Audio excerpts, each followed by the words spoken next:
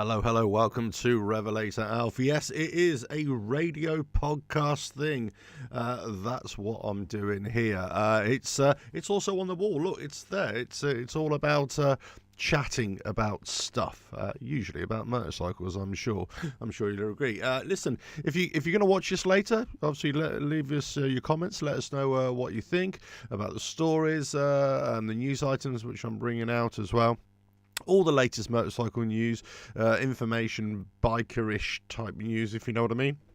Anything that, suppose, affects us when we're out on two wheels on the road. So I'm just going to be bringing you a few of the stories. All the latest info is coming out today.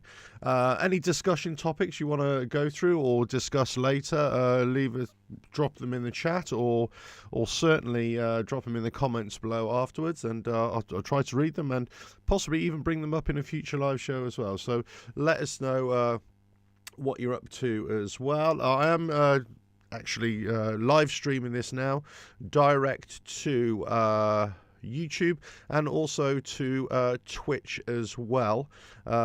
Just making sure that they are all working, so that's all good as well.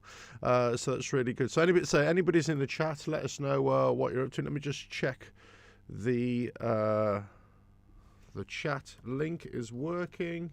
Yes, it is. I've just said hello to myself or hi to myself. I'm not sure exactly how that usually works. Let me just see what's going on here. Get messages galore from all and sundry. I'm sure people are wanting to see, hey, what am I up to today, or what revelations am I going to bring out today for you? But anyway, I'm going to dig into the news items and the sort of discussion topics. I think in some quarters I've created a bit of a stir. I don't know why. It's amazing how you can put out a video or put out a live show, and then certain people react in a way that you didn't think they would react in that way, if that makes any sense. But there we go. You can follow along on all the socials. If you will, I try to post there. Most of it comes directly from the website as well, and all the YouTube videos as well. I always post announcements on there whenever I'm going to do the live shows as well. So you can subscribe to YouTube. Obviously, you can subscribe to Twitch if you're doing that. I am going to try and do a live show on Twitch later. That's going to be sports related.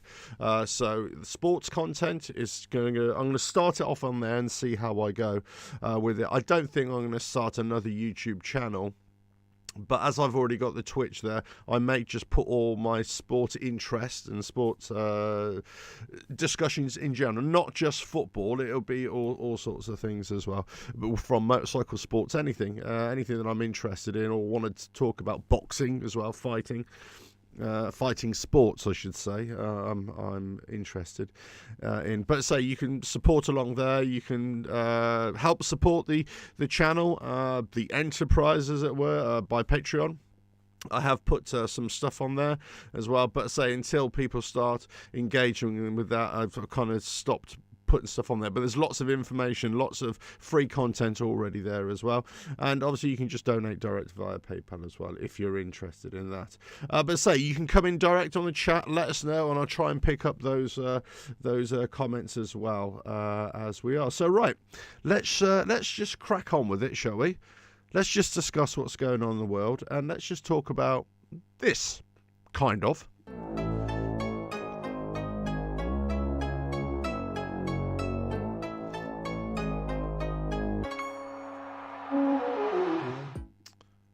Okay, where am I? There we go. I'm back. Right, so literally, as I start talking, I start coughing. How rude is that? But the first bit of news I want to talk about is from Visor Down. Quite a few stories coming out from Visor Down. Great magazine, great online publication. You get some stuff from there. I've got lots of publications I'm going to sort of go through today, but they're not the only ones, but I do feature them quite a lot on Motorcycle News here from the UK because they do quite good stories. I'm always going to big up anybody who produces good content. But anyway, listen, it's interesting here that Aprilia, they're looking to see if an Aprilia RS 440cc is being tested in China. So they've spotted it. They've got some. Now this is This is an old story in terms of this actually came out last week. So Visor Down, I'm not blaming them for being behind the curve, but I saw this last week. But I say this is from foreign press, and they were talking about this as well. It's been picked up by Italian press and also from Indian press. I think I saw it in the Indian press last week as well. But anyway, so they're looking at this sports bike type thing. They think it's an Aprilia. They think it's being China, and they're looking to see if this RS440. This is what is coming up. It's basically a larger version of the 250 parallel twin cc version. It could deliver between 45-50 horsepower. Yeah, I mean, it's obviously it's a curious model for Aprilia to be apparently testing, since the RS660 also has two siblings, the Touareg 660 and the Tuono 660. Aprilia, decent brand actually, I've got to say, and the Touareg is a great bike as well for off-roady type stuff. But you'll see this with a lot of the manufacturers. It appears over the last year, last couple of years maybe, they are coming down in size, or they're coming down in cc size. They still got the big cc bikes, of course. I'm not saying that they're eliminating those and just going for the cheaper alternatives, but they're trying to. I talked about Kawasaki. Kawasaki just released Z400s, haven't they? And they basically look like super bikes or sports bikes. Well, they are, but virtually exactly the same styling, exactly the same way, but just in a reduced size and smaller cc. So a lot of these manufacturers are actually starting to do that. They're starting to come down with the smaller cc bikes.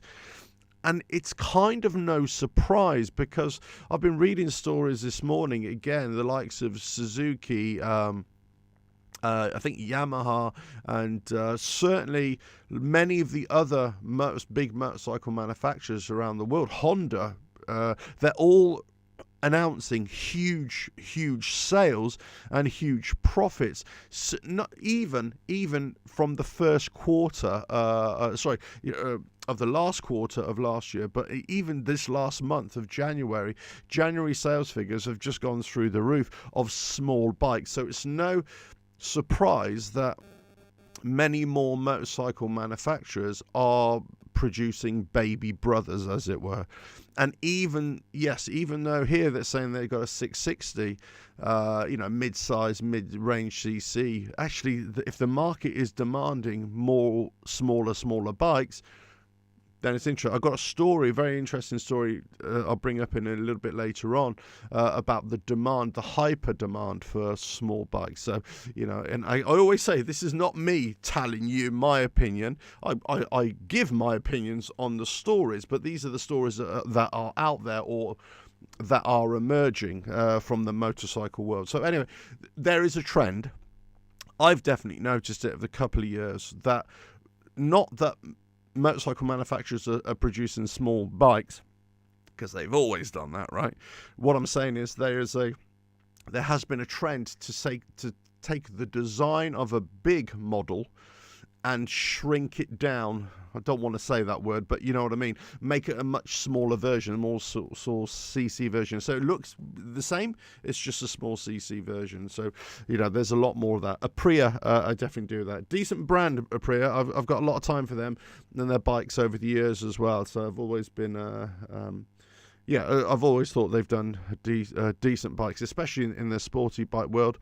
Great, and they've had great success in over the years. In World Superbikes and stuff like that. So yeah, it'd be interesting. I've just read on a little bit more. They're even quoting, Kawasaki launching their 400cc here as well. But there we go. So that's the first bit of news. Another story here from Visor Down. Again. There's more spy shots, and I got news of this a couple of days ago as well. The KTM is preparing a new 890 Supermoto with an SMC Supermoto, having been previously spied, and now seeing shots of an SMT touring variant emerging. So there's basically this like a touring version, this 2024 KTM 890 SMT Supermotard touring version, and this comes from Cycle World magazine. Yeah, I think maybe that's where I saw the shots coming out of it as well. So at KTM, another 890, the continuing testing by KTM of the new 990cc parallel twin engine, which is generally considered as a replacement of the current 889 version, suggests that an 890 SMT will only have a relatively short life before becoming a 990 SMT. Or they're just going to release it as a 990 SMT and not have an 890 at all. Or they're just going to have this as a separate bike and it will keep on going and going and going. I suppose it really depends how they view the technology of a 990cc versus an 890cc. But look, if you're a KTM fan, excuse me, if you're kind of an adventure bike type fan or a multi-role, multi-purpose motorcycle fan, this is something to look forward to, I would say. I mean, just looking at it, it's not for me, right? But hold on a minute before I pass judgment. These are only spy shots, and it's a quick photo, and this is not going to be the color, and obviously it's still got time for lots of design changes, of course. And always it's almost like when you have work done to your house, or that kind of thing. If you try and start trying to judge it when the job isn't finished, it's not always great to do that, you know what I mean? Because you're always going to pick holes in it.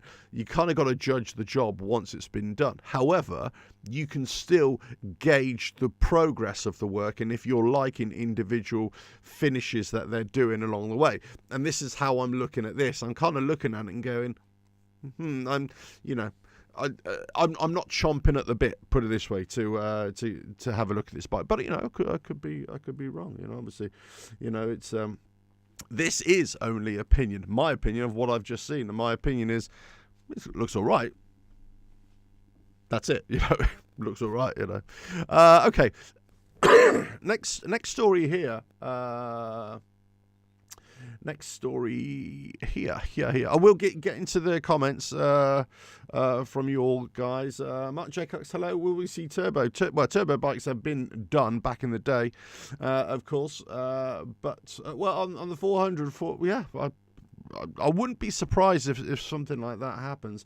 But you're looking at small CC bikes that are going to be cheaper to buy, cheaper to run, all that kind of stuff. But also, if you're getting great performance out of them, yeah. Will small bikes have a premium brand, or is Harley Davidson going to be that brand when it finally shows itself? I don't know. I mean, will small bikes have a premium brand? Yeah. It's an interesting one, isn't it? It's an interesting one. It's could you class a small CC as a premium bike? I don't suppose you can, because I think by its very nature, it's got to be an inexpensive version of two-wheeled mobility, hasn't it? So I'm not sure if the terms go hand in hand on that. I'm not sure. That's just I just quickly thought about it. I'm not sure. It's a good question though, actually, because I don't really know. Okay, next story here is. This is from an interesting publication. Let me bring it up for you. This is from, I always pronounce this wrong. It's jalopnik.com. Interesting. It's basically talking about Harley Davidson. It never seems to get better for Harley Davidson. It's a bit misleading, this story. Because, and this is just a stock photo that they've put up there. But basically what they're saying is, whilst Harley Davidson have just released their figures, their trading figures they released them yesterday morning, I believe. And everybody's saying, "Oh, wow, how brilliant they're doing great." The problem is, and they're pointing out here in this article, that the electric variant, or the electric version of Harley Davidson, in terms of the Livewire company, which they floated on the stock market, they've done disastrously. And Harley Davidson had to bail them out, and I talked about this as in previous live shows, right? But they've lost. I'm not sure how many. It's how much they sold. I think actually. I'm not sure how much. Yeah, basically Harley Davidson, for one, says it expects Livewire to lose up to 125 million this year, but that's already on top of the. I don't even know what it was. Was it something ridiculous like 300 million that Livewire already lost in its first few months of trading because there was mass investors, hyper inflate or overinflated price point, and then investors took their money out readily. That's why Harley Davidson had to step in. I'm not sure of that big figure. Here it's saying that they're going to lose 125 million or projected to. The interesting thing here, which it says here, and I kind of looked into it, but I didn't really look into it that deeply, that Livewire, the company, only sold 69 motorcycles in the last quarter of 2022. 69. That's not very many, is it? They got the S2, the Del Mar, but you can only take pre-orders on that right now. They haven't actually started delivering them yet. I thought they'd started delivering them, but they haven't. They haven't started delivering them yet. So it's, and they basically go on to, the percentage gains and losses and all this sort of stuff. But, interesting. If you want to go and read this story, fill your boots. It's an interesting point there. I'm not going to dwell on it too much. But we know that Livewire is going to struggle. They have to produce more bikes, and they have to produce competitive electric bikes in order for it to be a proper going concern. Personally, my gut feeling is, whilst I'm not a financial whiz kid, of course, or I can't even call myself a whiz kid, but you know what I mean, a whiz in the financial sense. My feeling is as they launched it on the stock exchange way too early. But but there we go. Right, next story. Let me just bring this over here. I suppose this is a story that is a bit Harley Davidson, but it's also a bit techie stuff, right? This is basically the cameras makers that make the Insta360. These are the 360-degree cameras that many YouTubers have been using. And that kind of stuff. And they're basically saying that they've joined forces with not Harley Davidson, but with HOG, Harley Owners Group, as a corporate level, and they're going to be having these cameras at HOG big groups and events over the next year and across Europe. And also the cameras are going to be, or the kits are going to be put into dealerships all around Europe over next year as well, so you can go and buy them. Look, you can go and buy a 360 anywhere. It'd be interesting to see if the price of an Insta360 is going to be more expensive in a Harley Davidson dealership than it would be when you buy it online. So that'll be interesting to see what the price, if any price difference. I mean, by rights there shouldn't be any price difference at all, but we never know in these things as well. I think I've talked about this before. I'm not the greatest fan of the 360 look.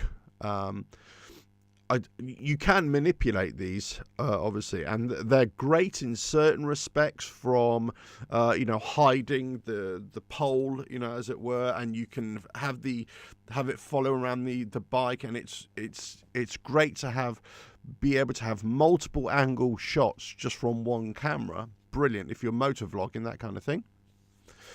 I'm just not, whenever I see the footage, because it bends the footage quite a lot.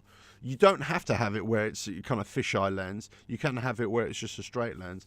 But most people are using it for that because that's where it excels. And I'm not so sure that that's great. Kenneth Halley, hello.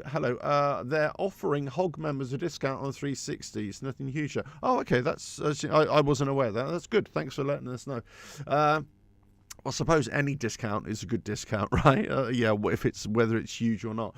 But yeah, I mean, as I say, I don't have really an opinion on this. I don't really have a thought on this.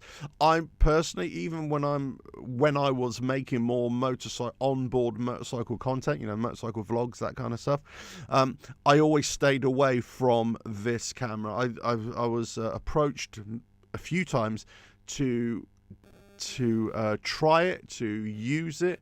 Obviously, I could have bought one, of course, but I always politely declined because the quality is great and they've just got better and better and better. It's just I don't like the look of it.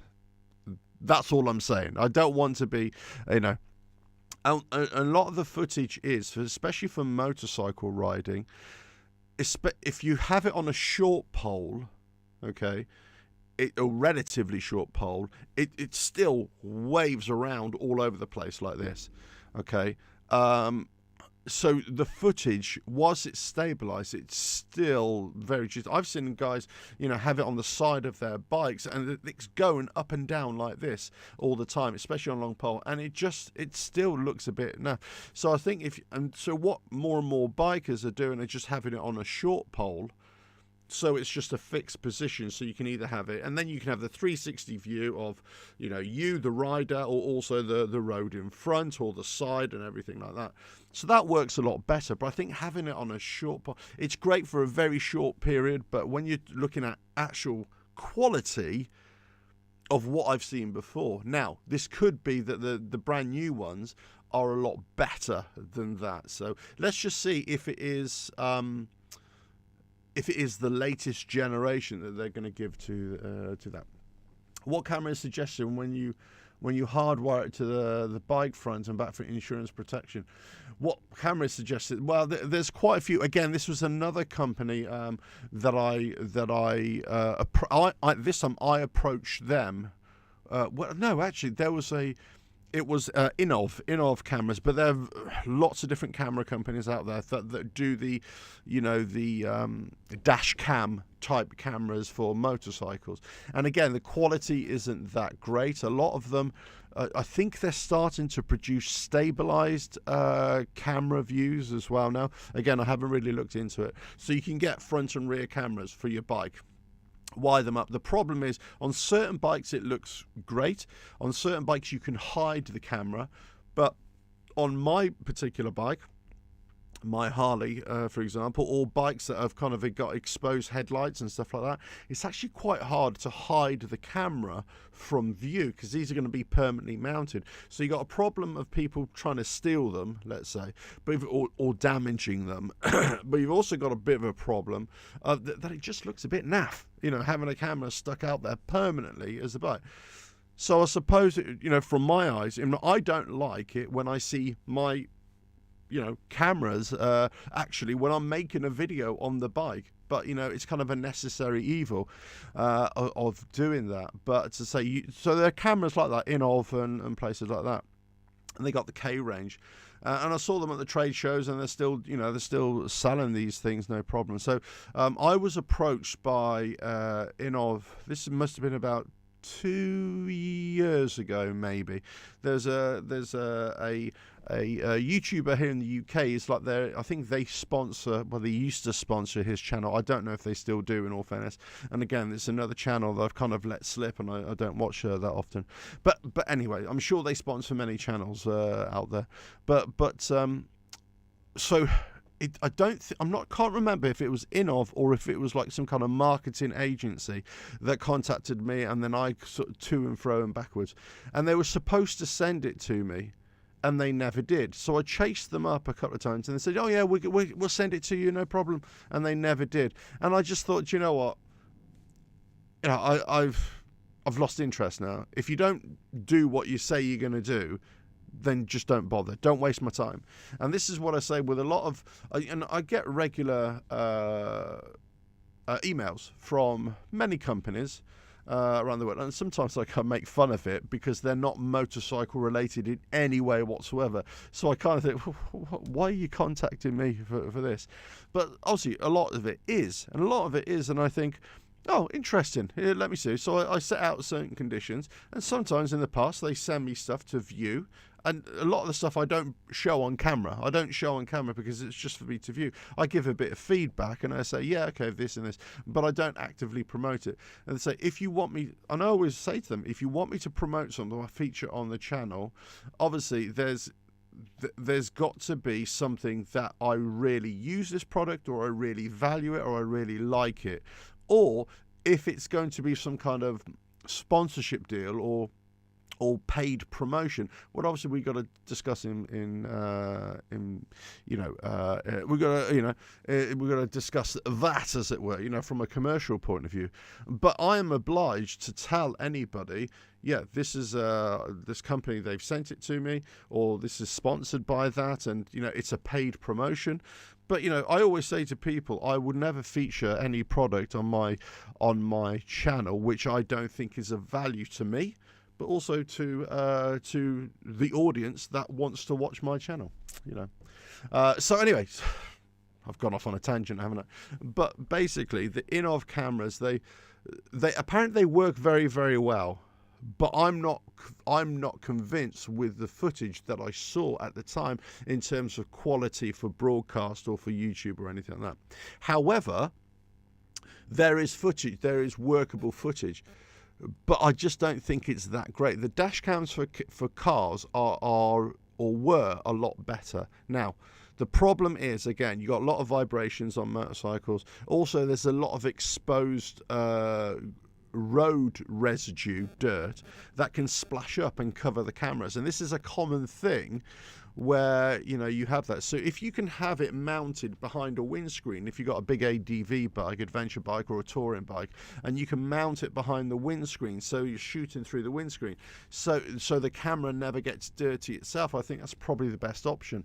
So, but to have it exposed on the bike where you got open to elements, then you're going to be constantly cleaning it and stuff like that. So there's lots of models, but that relationship never really worked for me, or never, because I don't think this is an Inov problem. For example, I think it was just the people who I were dealing with. They were saying, yeah, we'll send it to you, and they just never did. In the end, I just washed my hands of them. So, Inov, if you're listening, if you're watching, look, I've no problem in looking at your products and seeing if they work for me or people who would watch my channel.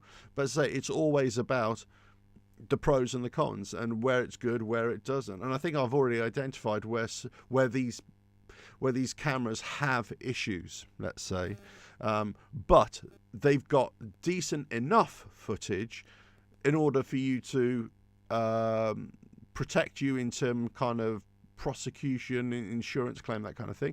But bear this in mind, that police forces can also take those cameras, but they can also take GoPros or anything like that. Any camera that you've got on your person that's been shooting, and they can take that into evidence. In fact, they do regularly take that into evidence, and they can be using that against you as well. So, right. Kenneth was just looking up the Hog discount. Yeah, you get the standalone camera and a free selfie stick. For £459.99. Oh, okay. Do you know what? I don't know what the price is. Let me have a quick look at the price of the Insta360. Let's have a look. Insta360. Let's have a look. Because I'm sure Insta360 do like a motorcycle kit.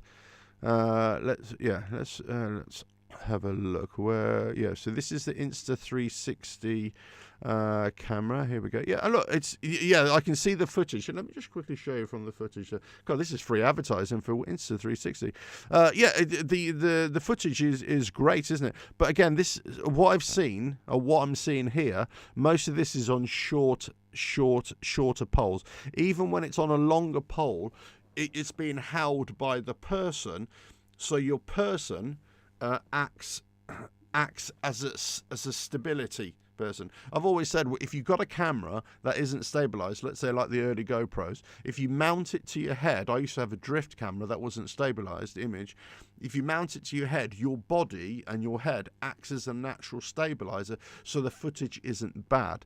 As soon as you mount it on the bike, then you've got vibrations and everything, and that's where you get a crap image. So it's kind of like a similar kind of thing here. It depends on how long that you're using the pole, if it's affixed to a vibrating surface, or is it being shock absorbed by you as the person, right? No, what I was really looking for here is the where you can buy it, how much it is. Is it on Amazon? I'm sure it is. You know, just as a rough guide here. Let's have a look. Insta360. Oh yeah. Oh no, it is. It's what did you say it was, Kenneth? 459. Okay, so 459 here. Yeah. All right. Do you know what? I did not know is that expensive. I did not know. So there we go. Did not know. Let's have a look at some of these questions. Yeah, okay, 459 with this. Yeah, with the selfie stick. Okay, so that is a discounted. I suppose it is. Yes, that's a lot of money though, isn't it, for a 360? I thought it was cheaper than that. I thought it was in the region about 300, 350. Yeah, I didn't know that. HE has integrated security systems on the CVOs, and I wonder if there's a camera system that can hook up to it. I do not know, Mark, about that, to be honest with you. I would imagine there would be some conflict with that. Usually companies of the like of Harley-Davidson, but they're not alone in this, they do have, they do make it quite difficult or virtually or impossible a lot of times to have external devices that can be integrated, as you say, electronically to that would work and fuse well with onboard software and stuff like that. But it depends.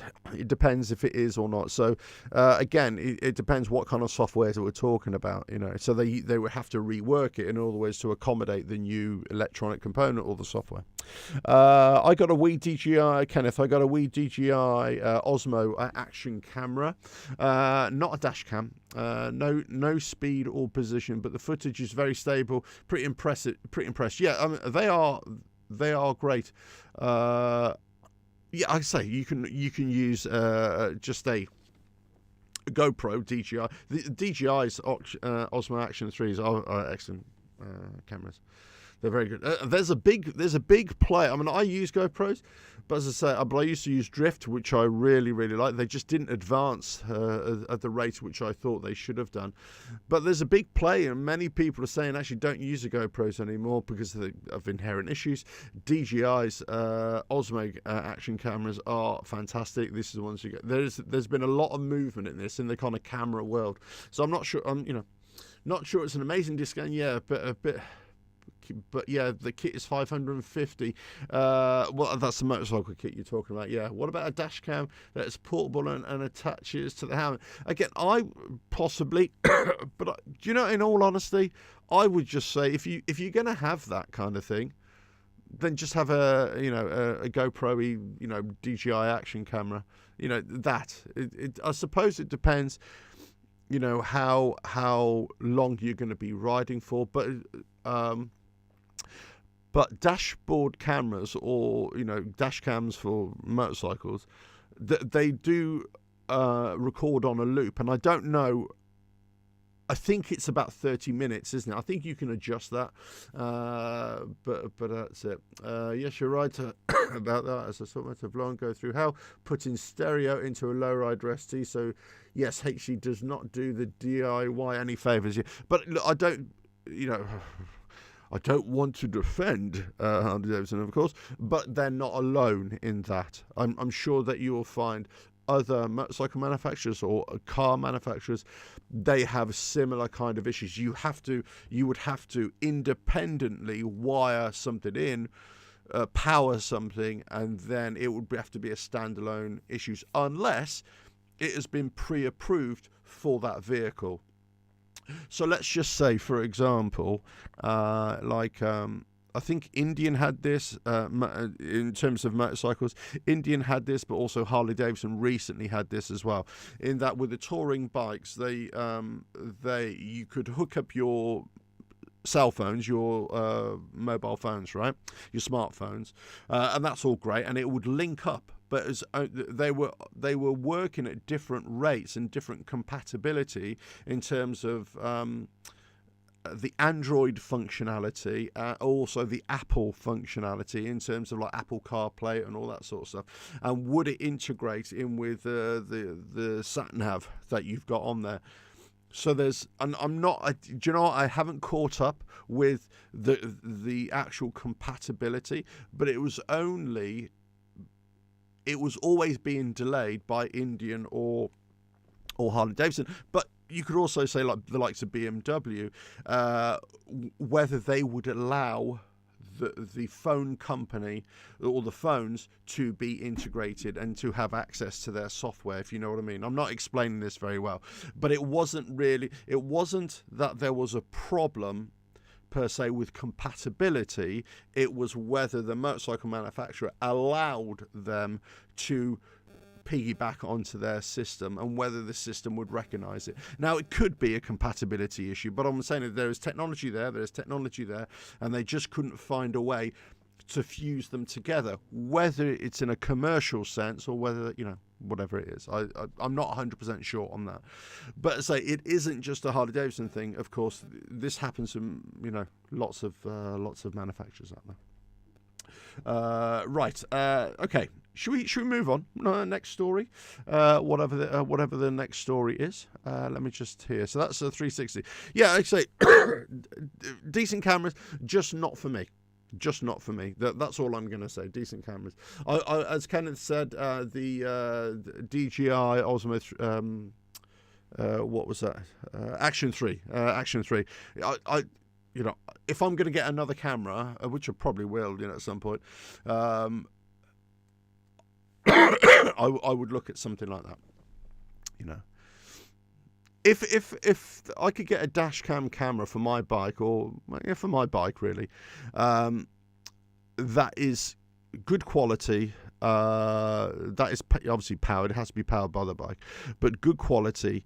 That is somehow that it can be able to record any. For a longer period when it's not being powered by the bike, because you've got to be careful about it draining the power on the bike if you're going to leave it away for so long, or the battery, of course. But it's small enough to be hidden, and without you having to drastically reconfigure the bike or customize your bike, then I think it's a goer for me. I think I'd be really interested in that. So if you're out there, companies, get in touch, and I'll give it a go. Right, okay, next story here. Well, this comes from, here we go, Ride Apart. As I say, Harley Davidson have just released their annual figures, and, there's lots of hype, and I've been accused of being anti-Harley Davidson. I'm not. I've also been accused of being a Harley Davidson channel. Again, I am not. I'm a motorcycle channel.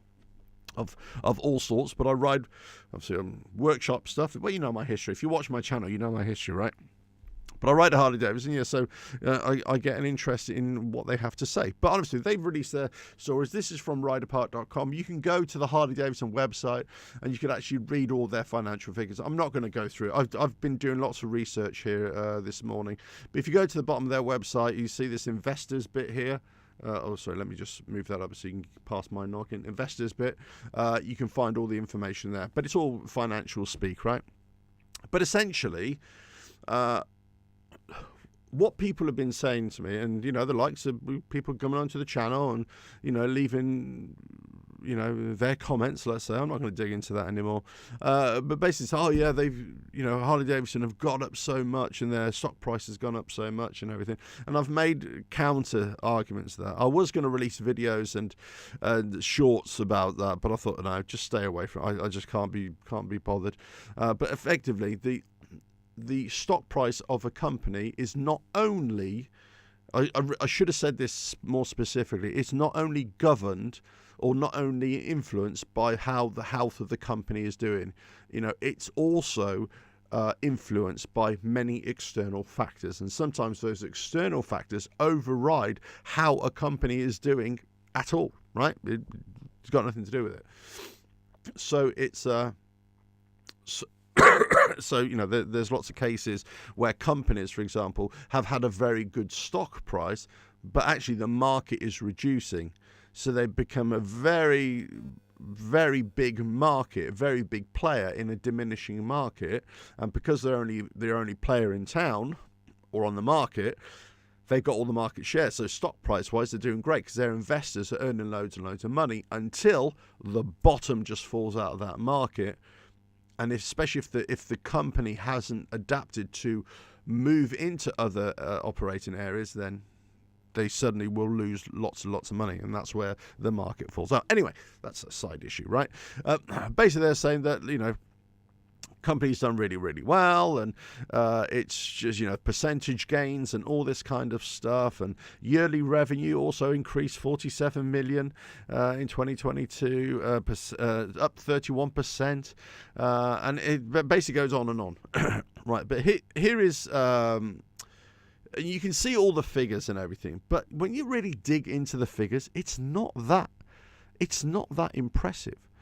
When you compare the figures now to what they were doing 5-10 years ago, it's not that impressive. It's just a little bit of a gain over what they were doing 5 years ago, 10 years ago, in terms of revenues and all that sort of stuff.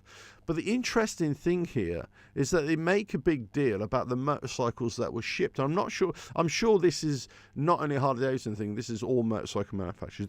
They send out motorcycles to the dealerships, but this is not motorcycles that are sold, right? So when you go and they had a percentage increase, like a 3% increase on 2021. But remember, 2021 was a really dodgy year, and 2022 in terms of overall stability because of the pandemic, right? But 2021 was definitely the worst one.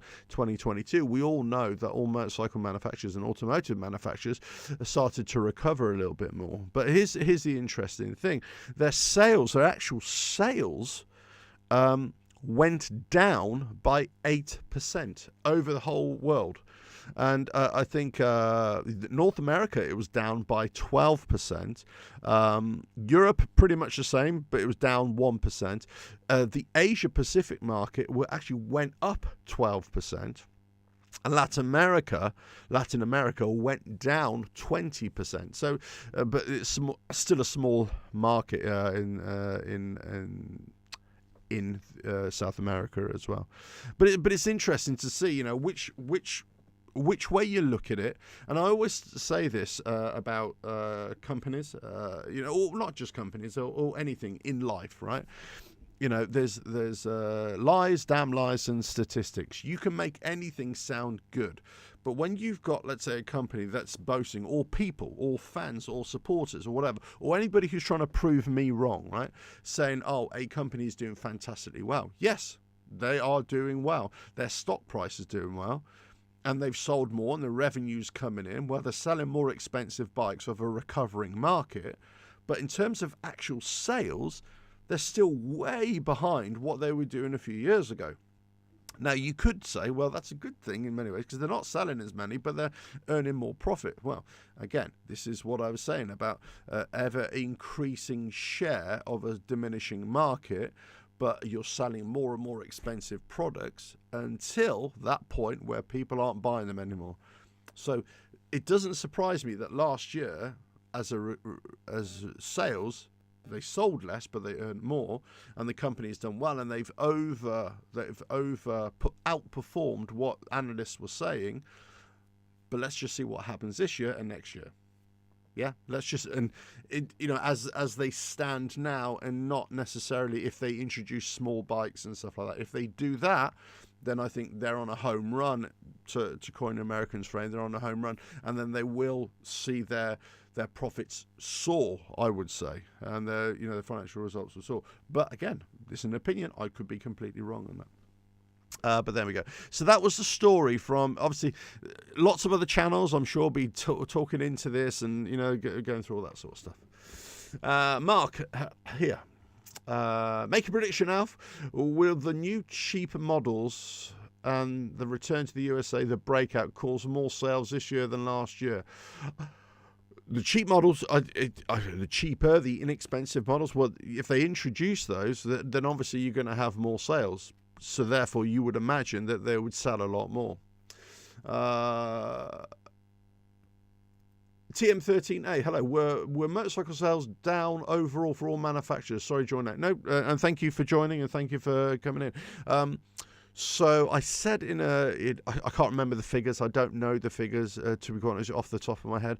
But the likes of BMW had an increased, much increase, the best figures they've ever had, I believe, for 2022. So Ducati have also sold the most amount of motorcycles they've ever sold. But, you can't compare Ducati to Harley-Davidson in terms of sales, because I think Ducati's, they sold just over 60,000, whereas Harley-Davidson, whatever it is, it's, and let me just see, on the year, they sold 178,000 motorcycles worldwide. So obviously, it's like 3 times more. But BMW are that kind of size, or maybe a little bit more. Obviously, the other manufacturers are selling more or less depending on the size of the bike, So, but some are definitely doing great, and the companies that are producing the smaller bikes, the small CC bikes, their sales are just going through the roof right now. So all the Indian motorcycle manufacturers, they're all recording huge sales, huge spikes in their sales and profits and all that sort of stuff over the last year, but also in very recent months. The last couple of months, 2 or 3 months, November, December into January, big surprise. So, no, not all motorcycle sales were down. In fact, many motorcycle manufacturers were up. So this comes back to your point, Mark, is that if they produce smaller bikes and if they're competitive in terms of price with other motorcycle manufacturers, you would imagine that people will jump on the chance to not only own a Harley-Davidson, but also ride one, of course, but also have a cheap mode of transport. Scoot, hello, thank you for joining. So, look, is it a risk for Harley-Davidson to bring out a small bike? Yes, of course it is. Kenneth, got to go. Hey, thanks for joining. Thanks for coming on board, and let us know about the Insta360. I didn't know that. Thanks for that info. That was really good. But anyway, yeah. So it's how will Harley-Davidson do, or any other motorcycle manufacturer do for 2023? Interesting. I think, I'm personally, from a bit of a geeky head that I've got, I'm really interested to find out how all the motorcycle manufacturers, how many bikes they would sell of the expensive ones, and will they be more or less from previous years? But, that kind of thing. Let's put it this way. Interest rates here in the UK just went up again yesterday. They're at 4%. So that means cost of living are going up and up and up and up, even more. And they're trying to tackle inflation, because inflation is now at 10%. However, the analysts are saying, and I don't want to get all financially geek on you, but the analysts are saying now, actually, by the end of the year, and I said this a few shows ago, by the end of the year, the last quarter, they're predicting that the inflation rate should come down, and hopefully the economy in general, global economy, should start to even out and start to come back down again. So people's incomes will go up, but then the inflation will come down and people get more on a level footing again. But if we're going to take the first 3 quarters of this year, 2023, it's already happening that the motorcycle manufacturers that are producing small CC bikes, they're doing hyper sales. They're doing really good sales.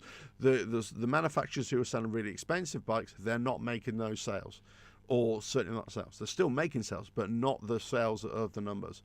There's always going to be a boost in sales, of course, as we approach the riding season in the Northern Hemisphere, right? And I keep on doing this, and I hate myself for doing it. I should flog myself for keep on doing that sort of stuff. But you know what I'm trying to say, right? There's always boosts because people want to buy bikes and get into the riding season for 2023, right? But obviously, if you're in the Southern Hemisphere, well, then you're going to be moving into winter months anyway. Excuse me. So it's it'll be an interesting year. I think an interesting year, because this is where we're really starting to see external forces, external financial situation affecting people directly, which will affect them, not only their ability to make cash purchases, but also make purchases based on finance. And if financing a car, a motorbike, a house, whatever it is more expensive, then it becomes even worse. And we had a big problem here in the UK, and I'm sure it's replicated in other countries as well, in terms of people trying to buy houses, especially first-time buyers. What was happening is that they were going for mortgage quotations, and then they thought they had it in the bag, and then all of a sudden they were being denied the mortgage, or they had to change the mortgage. It got suddenly more expensive overnight, and this is what's been happening, that the financial financing of things, big ticket items, has been changing all the time. And this is it. Just bought TM13. Just bought a 2022 FTR Carbon in December. Very nice bike. You have my wink of approval there. Looked at BMW and Harley also at the same time. I think HG has gone, yeah, in my opinion. Own an older Harley Fat Boy. Yeah, nice. Look, I still think Harleys are great bikes, and I've never said that. People think I'm slagging off Harley Davidson. I'm a hater because I have an independent point of view. No, I think they're nice bikes if you like that kind of thing, of course. And I always say, if you want a Harley Davidson, buy a used one. Buy a used one. Because you'll find used bikes with really low mileage, and yeah, they'll still be expensive, but you get a better deal than a brand new one, But there we go. Yeah, Scoot, glad you bought your flat when you did. Yeah, prices, interest rates going up all over. And I would not be surprised if they go up this year until when it starts to level off towards the end of the year. But look, this is stuff that I don't really fully understand, and I don't know if I could say to you, yeah, it's all going to be well in the last 3 months of the year. Who knows? I don't know. It could get worse for all I know. I don't know. No idea. But as I say, yeah, TM13, that Carbon is a nice bike. I mean, that's a pretty penny as well, but it's a nice bike. I've got it.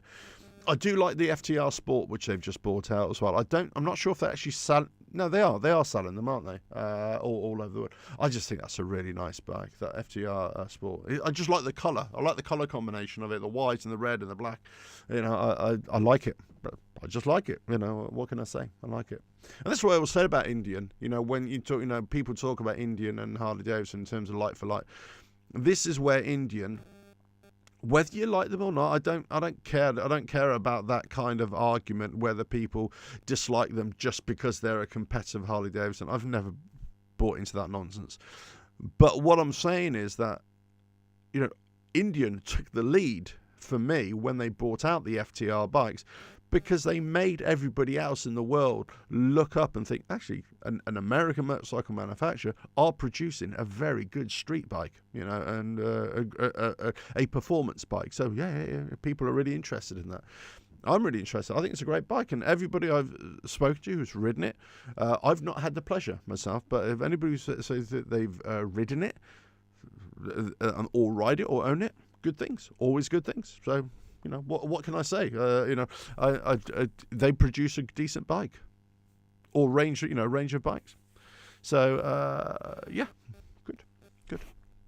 Look, we could all go in design features and say, I don't particularly like that. I don't, I like this. You start picking holes in anything, can't you? Just like a piece of cheese. There's holes in it somewhere. It depends on the type of cheese. There's lots of holes in it, right? But it just depends. But as an overall package, I think it's a great bike. And but there's lots of bikes which I think are great bikes.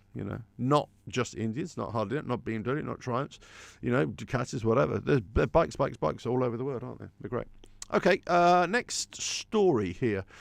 What's this one? This is kind of what I'm talking about, right, in terms of bikes. This is from Motorcycle News, but quite a few publications and websites have picked up on this story here. And this is a really interesting thing. But basically, they're saying the explosion, they're saying, of the online purchases, and your deliveries for food and all that sort of stuff for the last couple of years, especially since COVID, where people were forced to stay home. Many people staying at home to work as well. Even now, even that still continues on. So people are having deliveries, especially in built-up areas and cities. So the explosion of people riding scooters, small CC bikes and everything, and the demand for that has just gone through the roof. And even in countries like here in the UK, right? But they're cheap bikes, cheap to buy, cheap to ride, cheap to run, all that sort of stuff. So they're saying basically, what was it? The numbers are just outstanding. I mean, go read this article because it's very good, and well done to Stuart Prestige here from Motorcycle News. Great story, and again, I always try and give, what's the word I'm looking for? Praise when it's due. So I think it's good stuff. Anyway, but the interest in here from the Dr. Worth, who's the CEO, is he, of the chief executive of the Institute for Couriers. I didn't even know there was such a thing, right? But he was saying basically, in 2019, they made 25 billion express deliveries. In other words, there's a hub, and then wherever that hub is in the city, things are delivered to that, and then these motorcycle couriers or motorcycle deliveries are sending them out very short distances to wherever it is. And it could be food items, it could be whatever, like Deliveroo type stuff, right? Okay. So in 2019, it's 25 billion. 2020, because of COVID, and unsurprisingly, it jumped up to 40 billion items. So these businesses are booming, right? Booming. In 2021, when they start to come out of COVID, right, in terms of restrictions, their figure goes up again. 52.7 billion deliveries. And in 2022... they're not sure on the exact figures yet. But 2022, it was 60 billion. So there's a huge demand for motorcycle manufacturers to jump in here and say, we can supply you with lots and lots of bikes, because more and more people are earning their living from riding around on small bikes like this. There's loads and loads of, so massive market here. Very interesting here, and and they're talking about electric bikes, the demand for electric bikes, petrol bikes, and everything like that. It's a good story. Go and read it. I won't, obviously it'd be too long to read it for you entirely, but the demand for motorcycles, especially scooters and small CCs, but also electric bikes, but they've got to be cheap, right? They've got to be inexpensive to buy, is the big thing here. It's the big story here. And they're saying the demand is just going up and up and up and up and up. When I used to be a motorcycle courier back in the day when I was a kid, there was nothing like this. There was no business like this. And you've got them, every town, every city has got an explosion of, moped delivery guys, right? They're all over the place. And it's good. It's good for the courier business. It's good for the food takeaway business. It's good for any kind of business that wants to do deliveries. But it's good for people who actually just don't want to go out and about. If you don't, obviously you've got to pay for these services, but many people are doing it, and the reason they're doing it because it's relatively cheap to do it. But there is a massive market here. There's a massive market for for people here to do this. Scoot in the UK, yes, this is all happening in the UK. They're talking about specifically, but I would imagine this is replicated in countries all over the world, in cities all over the world. But there we go. Right. So the next story here, if I can just bring this one up.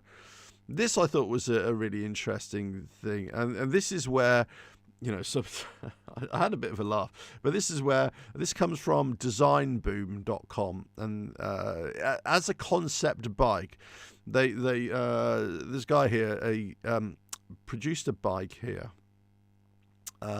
that's clear plastic, right? But it's bulletproof, and they're using a boxer engine. And they say, well, actually, the concept could be for a boxer engine or any type of internal combustion engine, but it could also be an electric engine as well. Different bikes, different designs, but it's it says concept nuclear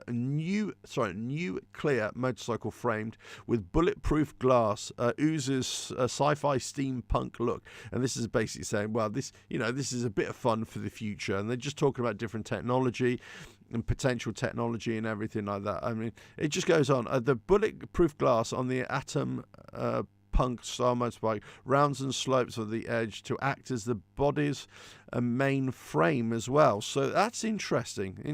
So it becomes a structural piece as well. So that it's all good. So it looks, it looks weird, doesn't it? It looks weird, but as a concept, I think it's quite ingenious to have this kind of front wheel here, the steering mechanism. There's actually quite a few designs here in the suspension here. There's quite a few designs where motorcycle concept have kind of steering front wheels, but it's not a direct fork link. It's kind of a hydraulics or electric as well. So that's quite, this is like a glimpse into the future of what could potentially be. But I always look at these designs and I think, wow, this is interesting. I always think, how the hell did you come up with this in your mind? This is not a production bike or anything. Then never. It's an exercise in design and thinking and outside the box and everything. And I thought it was interesting anyway. But I thought I'd bring that to you. So that's from Design Boom there. Okay, another story here. I don't know where I want to do this, but a guy's been. I'm not going to show you the video because I think it's a bit silly. Well, it's not very nice. But a guy in terrible. I'm just watching it now. A guy in the UK has just been sent down for 4 years. Basically, there was a police motorcyclist just parked up. They were having some kind of discussion. He may have just pulled the bike over. I haven't gone into the story too much. But basically, what he did, he had an argument with this driver. The driver pulled off in front of him at relatively slow speed, stopped, and then just fast reversed back into the police motorcyclist and knocked him off and injured him and all this sort of stuff. And quite rightly so. He's just been sent down for the guy previously admitted a total of 14 offences, including he's a bit of a wrong, and obviously the person who's done this. But yeah, he's been sent down for four years, I believe so.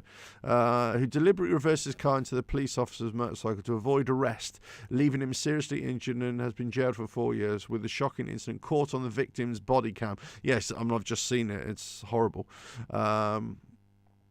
This all happened.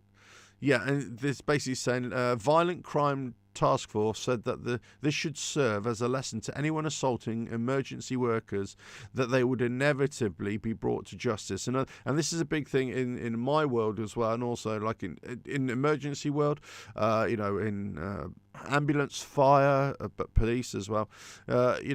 People do things to emergency workers, and you think, what the hell are you doing? What are you doing? Those emergency workers are just trying to go to somebody's rescue. It's just like, fire engines can get, stones thrown at them, bricks thrown at them. All the ambulances, ambulance staff, hospital staff, nurses, doctors can be attacked and everything. It's just absolute crazy, and quite rightly so. This guy's been sent down for it, but I don't really have a thing there. Here it's I don't really have any sympathy. Let's put it that way. I don't have any sympathy for anybody who attacks anybody for a start, and I think that's wrong. I don't believe in violence in any way, shape, or form. I don't think any aggression is ever needed, and I don't think bullying or harassment of anybody is ever called for at all. I think it's totally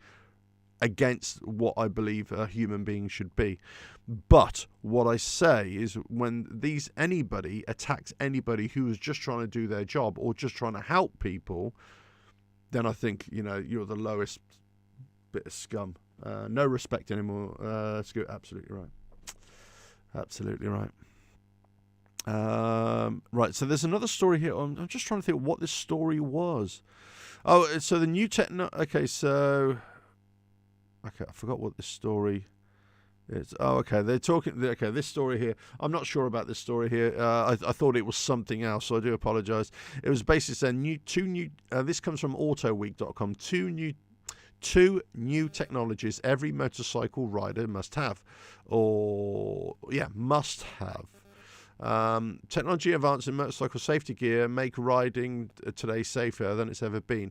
Motorcycle airbags, and MIPS helmets, multi-directional impact protection systems.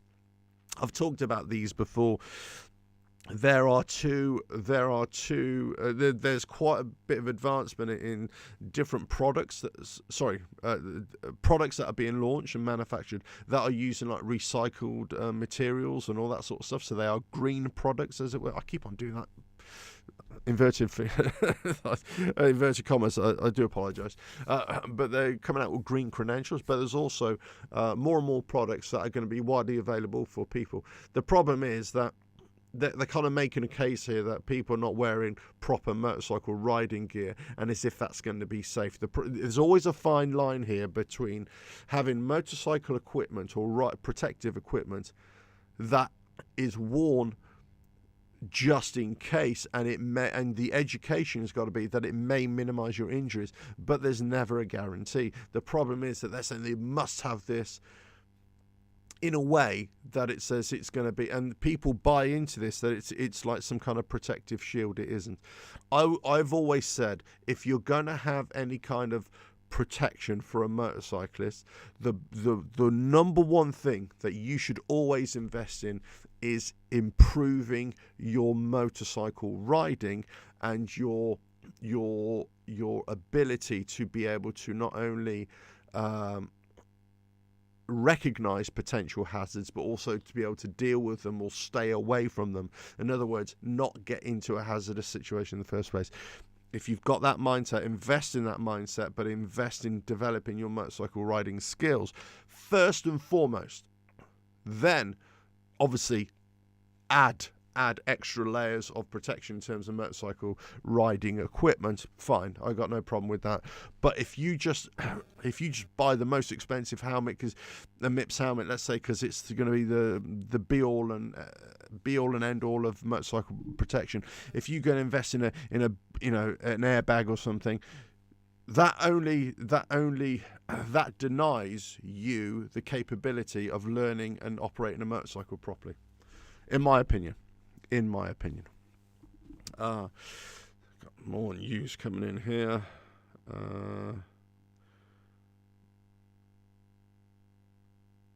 Right, sorry about that.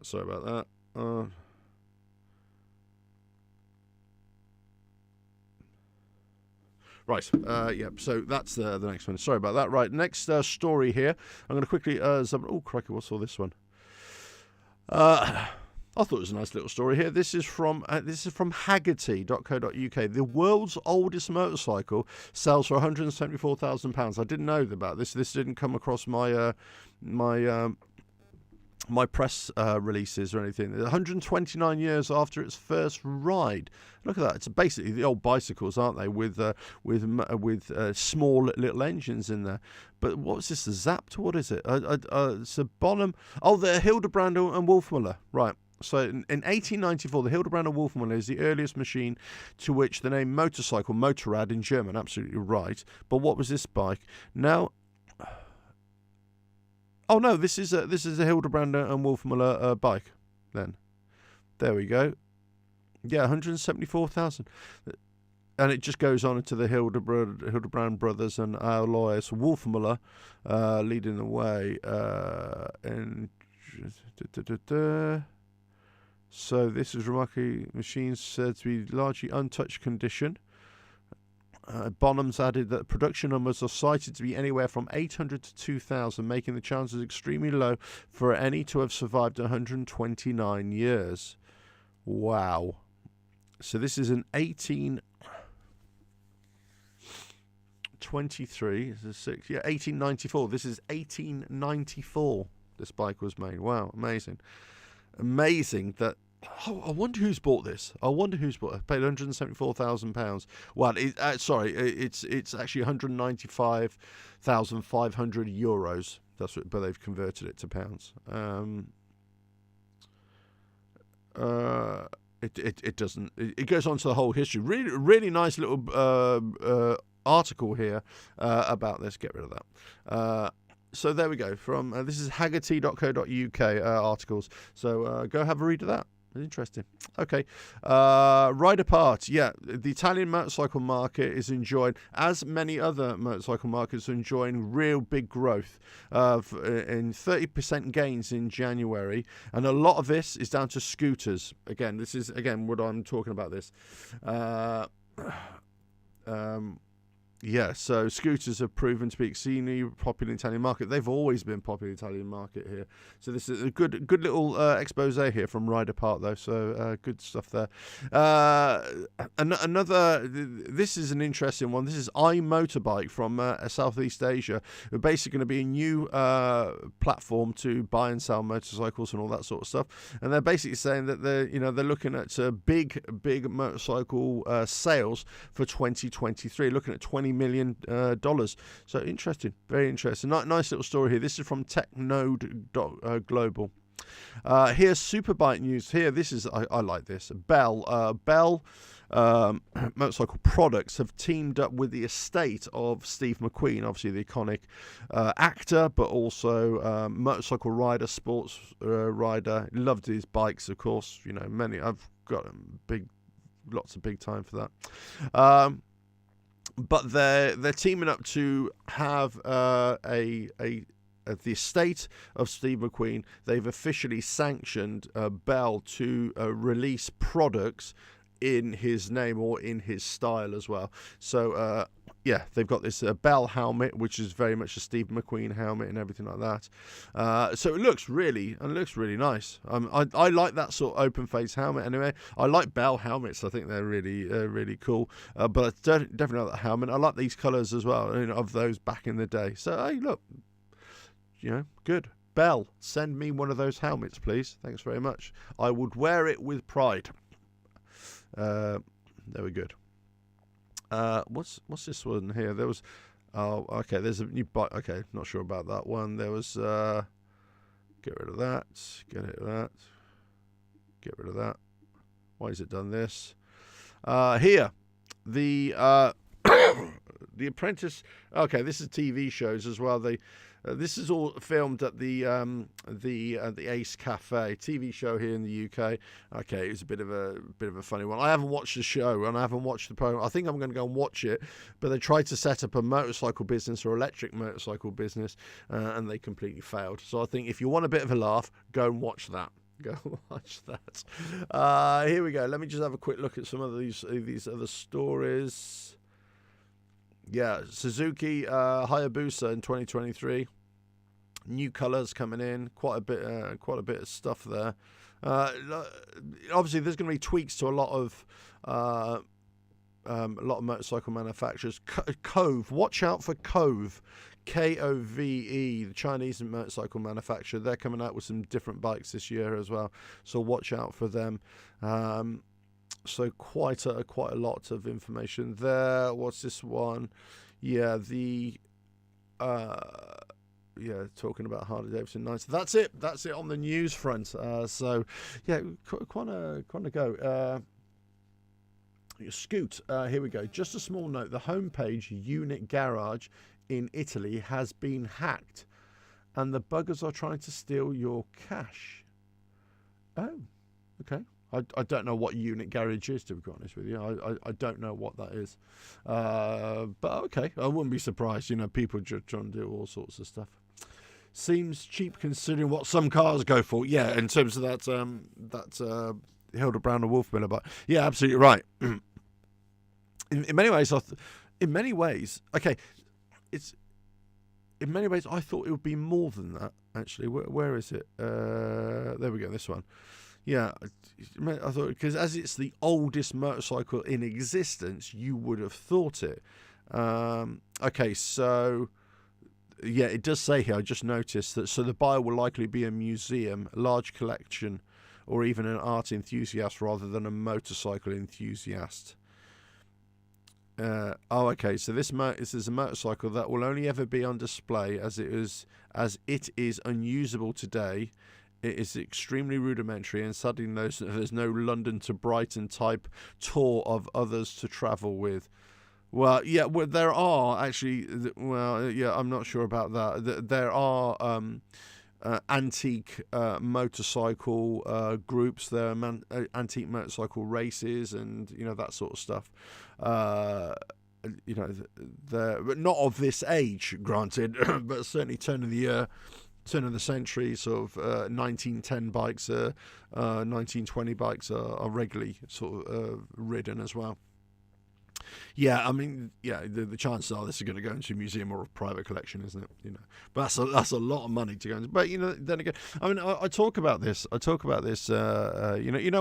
make my videos about or live shows, when I talk about who's going to buy these motorcycles, who's going to buy these big expensive items and everything like that. And there's a story came out yesterday.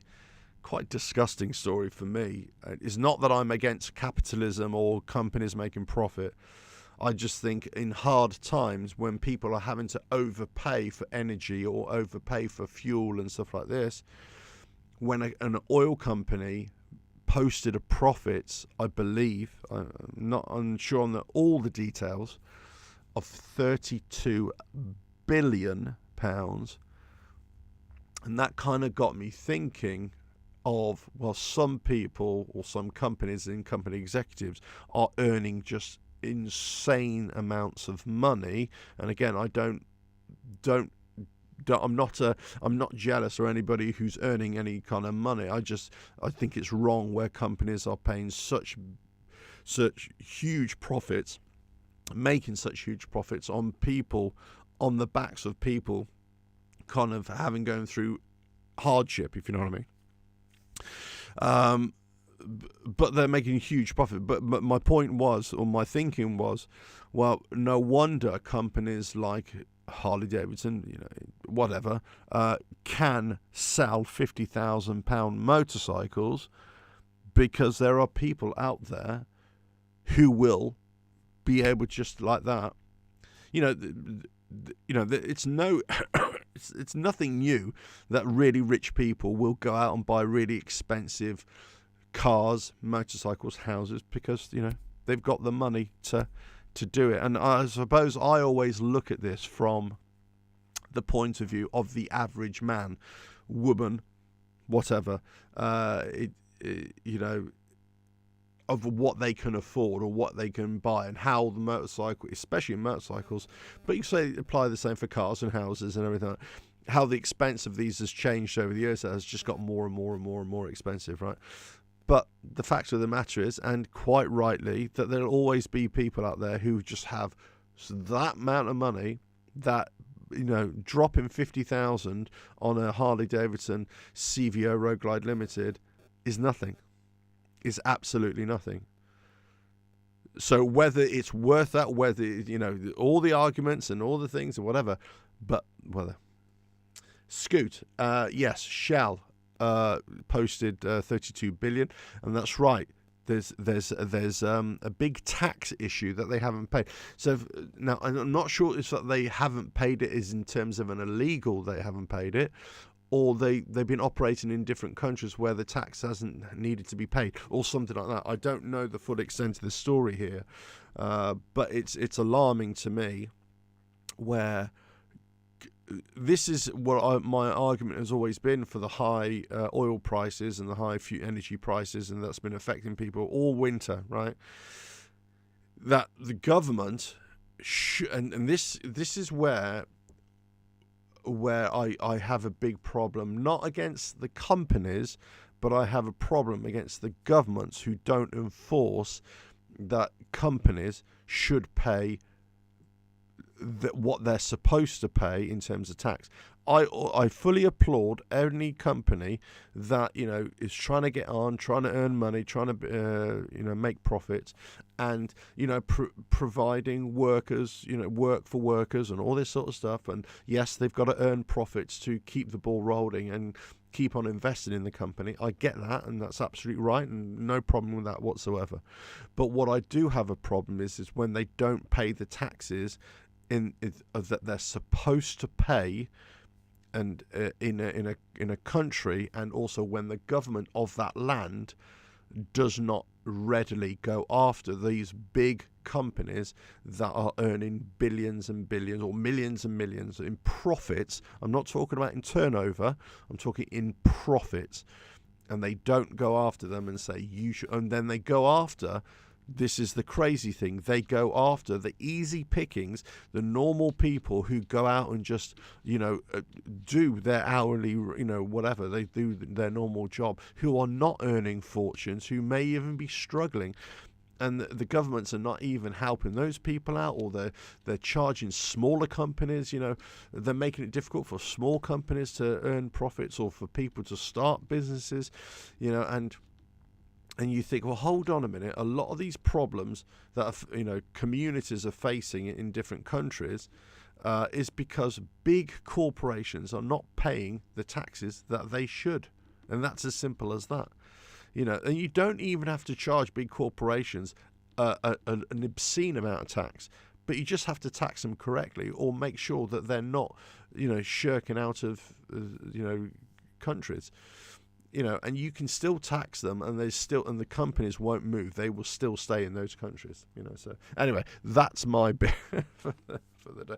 But I suppose the point I'm trying to make here is that the point I'm trying to make here is that there'll always be people with lots of money, and there will always be people who can afford it. So when I suppose I'm asking who the hell is going to buy these bikes, who's going to want to pay this kind of money for a motorcycle, for a bike, it's ridiculous, right? Who's going to pay it? Well, the point is, quite rightly, and people say this in my videos all the time, there'll always be people who will buy it. Yeah. So if a company like Harley Davidson or any other motorcycle company want to put themselves or label themselves as a premium brand, because I don't believe they are, and I don't believe the products they sell are premium, but I take the point. But I suppose it depends what we define as premium, right? But okay, because for me, premium has got to be ultimate build quality and ultimate technology, and up to date and everything. That's what it's got to be at such a high level. So I don't think that many of the motorcycle manufacturers, they may have quality of build, but they lack in technology. They may have ultimate technology, but they lack in build quality. All that sort of stuff. It's very rare that you get both, or lots of other different factors are sitting right, sitting there. So, but so I don't believe, especially the likes, but Harley Davidson, or I'm not even sure if they do. They are saying it. They're claiming that they are saying that they are a premium brand. They want to be a premium brand. That their motorcycles are premium, but people buy into that. Metaphorically, they buy into that. They believe that they are a premium brand. Okay, fine, you believe it, and I'm not here to argue against you. I'm not here to say that they're not. All I'm saying is I don't believe they are. But there we go. But because of that, they're charging premium prices, let's say. And then the thing is that people will buy it. People with more money than you and I, or with most people, will buy it. And I'm not talking about people who push the boat out, who sell, let's say, all their other bikes just to be able to buy this one bike, because what they do, they've traded whatever. And people will trade their last year bike, or the bike from a couple of years ago, and they'll put an extra $5,000 or $6,000, dollars or shekels, to be able to buy the latest bike. So that is almost like you're trading bike. That's what keeps bikes going and sales going of new bikes. But when we're talking about the 35, 40, 50,000, you're going to have to put a lot of money down if you want to trade in your old bike to get it, or you're rich, you're very, very well off to be able to just go and buy it as a cash purchase. So you know, and people have talked about this. People have talked about this, that, you know, the high value bikes from, let's say, like Harley Davidson, because it could be anybody, but the high value bikes or the expensive bikes, they lose so much value as soon as you ride them off the forecourt. You know, the depreciation on them is just insane, especially the anniversary bikes, which I wasn't fully aware of. But yeah, you're right, that the anniversary bikes or any kind of special edition bikes, or any bike that you spend lots of money on in terms of doing rider upgrades, there isn't a lot of value, retained value in that when you come to try and sell it or retain it in terms of when you line it up against a bike that is completely stock. So you got two options there as a buyer. You either buy a stock bike, or you buy or you might buy a bike that's got lots of advancement, you know, lots of additionals, upstaging, you know, different exhausts, whatever. So you're not buying a stock bike, but you're buying a bike that's had lots of money spent on it, and especially if it's a low mileage bike, you bet your bottom dollar that's a very decent bike. You're going to get yourself a relative bargain with a used bike that somebody hasn't spent loads and loads of money on. You know, it's an interesting one there, isn't it? You know, which bike would you go for, and everything like that. But the fact of the matter is that, you know, if you buy a bike that is completely stock, never had anything done to it, you know that nobody's ever done anything to it. Therefore, as a platform to go and put your own spin on it, your own thing, you'll know that you're taking a completely stock bike. So the point is that you're working out from as the manufacturer intended it, and it might be a safer bet in terms of reliability, ongoing reliability. But let's face it, most motorcycles, especially Harley Davidson or Indians or any bike, most bikes have something done to them. People change things, they change whatever, you know, they upgrade, they do things on different things. But actually, you know, the more expensive bikes, possibly there is a growing thing that people don't modify them so much, or people who modify them are just throwing more money at it and they don't use them so much. Yeah, Scoot, I never seem to meet those people on the road who buy the big expensive bikes. Well, don't know. Yeah, again, this has been labelled a lot of people who are, again, I don't want to say anything bad against people who are buying these big expensive bikes, but it's up to them whether they ride them or not, or whether they're just like, you know, something to have in the garage, or they may only ride them once a year, a couple of times a year when it's really sunny, or they got time to do it, you know. So people buy things all the time, don't they? And they never use them. So it could, especially if you're really rich. Yeah, I could see that. TMA 13, it would be interesting to see numbers next year at this time. Yeah, I agree. A lot of diehard HD guys I know are not impressed with the bikes. Yeah, I'm not impressed with it. I'm not impressed with everything. I still think HGC and the dealers gang people for extra 3 to 8,000 and said they wanted in on that. I think, I mean, for somebody from Europe or from the UK, we just don't have that system. So I just think it's I just think it's outrageous. And look, the CEOs have said, you know, of big of companies, of automotive companies, let's say like Ford, and I think there were a couple of others, and I think Harley Davidson were also in this discussion as well. They're saying actually they wanted to try and stop this. They wanted to try and stop dealerships from adding on so much money onto that. But you're absolutely right. You've got an SM. You got a factory nominated price for that product, a recommended retail price, as we call it over here, or as the MSRP in the United States. But then you start adding thousands onto it, and you think, well, what am I actually paying for here? You know, what's going on? You know, that's the bike. That's the bike. You know, so the system has got to be. The system probably needs changing, but is there any will to want to do it? and they were talking about this in an article which I read a long time ago. Well, not a long time ago, a while ago now. They're basically saying because of the state system in the United States and the independence of states and the independence of law in those states, it's very hard for a company to dictate what goes on at a national level in individual states. And in terms of being able to close dealerships down, or make sure that dealerships don't do this because they're operating under state law and not a federal law system, so they can do it. The only way they're saying that they can stop this is that for manufacturers to open up a direct sales from their own company website, let's say, or that they open up their own owned dealerships. In other words, you buy a dealer, so you open up your own dealership. But then there are state legislation in the United States, this is, that I think prevents or stops manufacturers opening up dealerships in direct competition to existing dealerships of the same brand in the same city or next to them as well. So there we go. Yeah, the one here just bought 2 more stores in the city. Yeah,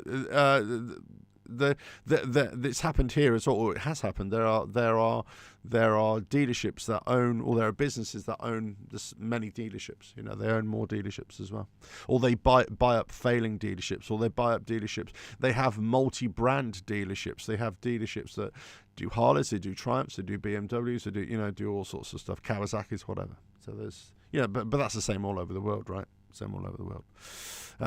But yeah, you're right. Anyway, listen, that's the news for today. That's the motorcycle news for today. That's what's going on in the world. That's all the latest stuff. Some of the latest stories. Some things are not so nice. Some things are just the way they are. You know what I mean? But look, if I hear any more, I'll come out with a new live show. I'm going to come on and do another live show tonight, actually. But this will be directly to Twitch, and it will only be for sport-related news. There won't be any more motorcycle-related stuff on that show. But if you want to come and join me over there, hey, feel free to come on over. And if you're interested in sports, which I am, that's all that sort of stuff. But let us know what you're up to. And thanks for joining today. I know it's a lunchtime show. Most people are going to be at work or whatever. But if you're in a different part of the world, this might be a morning treat for you. If you're in another part of the world, it might be a late evening treat for you. That's why I did a lunchtime show, talking about all the news that as I hear it. And there's always stuff to talk about, and there's always new stories coming out daily. But as I say, I just want to repeat again, and I've said this in the past as well. I just want to repeat: I am not a Harley Davidson channel. Okay, I am not. I'm a motorcycle channel. So that is that. I'm not a one brand fan, because I like all sorts of bikes and I like all sorts of motorcycles, and I talk about all sorts of different things. Yes, I ride a Harley Davidson right now, and I have done for the last 3 or 4 years. 4 years? 4 years, yeah. But I am an enthusiast of all sorts of things, of all sorts of motorcycles, of anything, from scooters and anything. And this is why I love doing this live show, because I can bring you that news from all sorts of different brands and news stories and stuff like that. I can talk about other stuff, the products, about making motorcycle content, about video production, all that sort of stuff. So if people are interested in making, getting into this kind of thing, people ask me questions, send me emails. So how do you do this in terms of video making, or how do you do live shows and all that sort of stuff? And hopefully I try and answer as best I can and give people that, TM13, anything on two wheels and motor gets away from me and not from me. Yeah, I'm the same. I just love bikes. Love bikes. Any bike. Don't mind. Right. Gotta go. I've got to go. You've got to go. Go and do your stuff. Peace out. Exactly. Peace out. Thanks very much. And but all I can say is, well, as always, thanks for watching, and I'll catch you again on another show video coming very, very soon. I'll catch you again. It's been emotional. Ta-da.